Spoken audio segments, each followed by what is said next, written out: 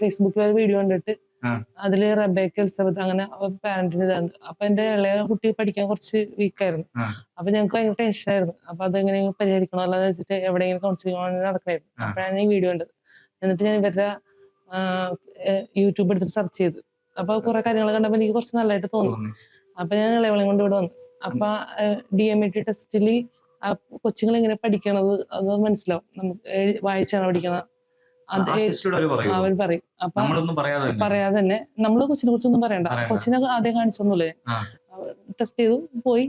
കുറച്ച് പിന്നത്തെ ആഴ്ച വരാൻ പറഞ്ഞു. ആ. കാണിച്ചപ്പോഴേക്കും അവരിങ്ങനെ പറഞ്ഞു ഇങ്ങനെ എഴുതി, ചിലർക്ക് എഴുതി കാണിക്കും, ചിലർക്ക് വായിച്ചായിരിക്കും, ആ. ചിലർക്ക് കണ്ടായിരിക്കും പഠിക്കണത്. അപ്പൊ ഏതാണ് നമ്മുടെ കൊച്ചിന്റെ ഇതെന്ന് വെച്ചിട്ട് അതനുസരിച്ച് നമ്മൾ പഠിപ്പിച്ച കുട്ടി ഓക്കെ ആവുന്നു. അതനുസരിച്ചാണ് ഇപ്പൊ പോണത്. ആ.